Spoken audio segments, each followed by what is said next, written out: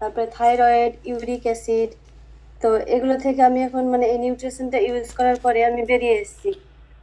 আমি একটু জানতে নিউট্রিশনটা চাই, কি? নার্ভের প্রবলেম মানে ঠিক কি প্রবলেম ছিল? নার্ভের তো অনেক রকমের হয়, কি ছিল আপনার? আমার মানে পুরো শরীরে ব্যথা করতো, গিটে গিটে শিরায় শিরায় ব্যথা করতো। আমি উঠতে পারতাম না, সব সময় মানে বিছানায় থাকতাম, কোনো কাজও করতে পারতাম না, এরকম অবস্থা ছিল। আস্তে আস্তে আমার মানে ডিপ্রেশন চলে আসছিল, মানে একটা যে আমি কিছু করতে পারছি না, এরকম একটা ভাব। তো এই নিউট্রিশনটা ইউজ করার পরে আমার 3 দিন পর থেকে আমি মানে সবকিছু থেকেই বেরিয়ে এসেছিলাম। আমার মেয়ে ছিল, মানে আমার মেয়ে 10 বছরের। তো সে আমার মানে সব সময় পায়ের উপরে চেপে থাকতো। স্কুল গেলে আমি অপেক্ষা করতাম যে ও কখন বাড়ি আসবে, তো আমি মানে এগুলো মানে আমার চাপাবো বা ব্যথা করছে তো আমার মানে সবকিছু ই করবে ওই। তো ওগুলো থেকে আমি বেরিয়ে এসেছি 3 দিন ইউজ করার পরে। আমার মেয়ে বলতো যে আম্মা তোমার এখন শরীর মানে খুব ভালো আছে, আমাকে কিছু করতে হয় না। তো সবকিছু হয়েছে এই নিউট্রিশনের মানে এতে, আর গাইড কোচের প্রপার গাইড মেনে। তাহলে নার্ভের প্রবলেম ছিল, আর কি প্রবলেম ছিল আপনার? থাইরয়েড ছিল, ইউরিক অ্যাসিড ছিল, সব বিপি সবসময় লো থাকতো, আর হিমোগ্লোবিনও লো থাকতো আমার, কোনো এনার্জিও থাকতো না।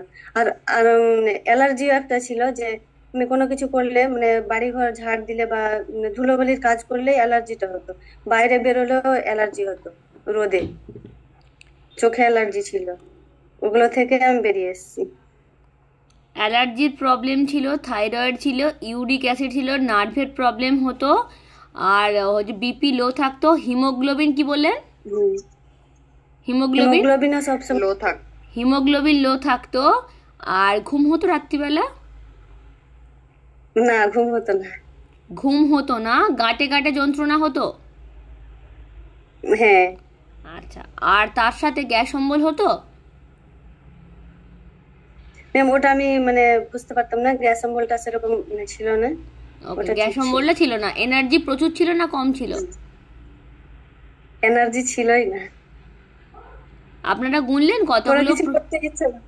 কতগুলো প্রবলেম কোনো হলো, কিছু আপনারা করতে গুনলেন? ইচ্ছে হতো না। আচ্ছা, এখন এই ম্যাডাম প্রবলেমগুলো আছে? ভুলে যাচ্ছে, মানে এত সত্যি ভালো ভুলে হয়। যাচ্ছি বলতে বলতে।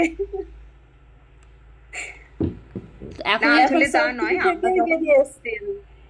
আমরা যখন ভালো থাকতে শুরু করি তখন আমাদের এই প্রবলেম গুলো অনেক ছোট হয়ে যায়। তখন এই ভালো থাকতে থাকতে যদি একটুখানি হেঁচেও ফেলি তখন মনে হয় আরে হ্যাঁ, হাঁচলাম আর কেন, একটা আর একটা এরকম প্রবলেম একটা ছিল ব্যাপার। আমার, মানে আমার নোকে, পায়ের নোকে মানে একটা ই ছিল, ইনফেকশন হয়ে যেত। একটু নখ বড় হলে আমার ব্যথা করতো ওই জিনিসটা।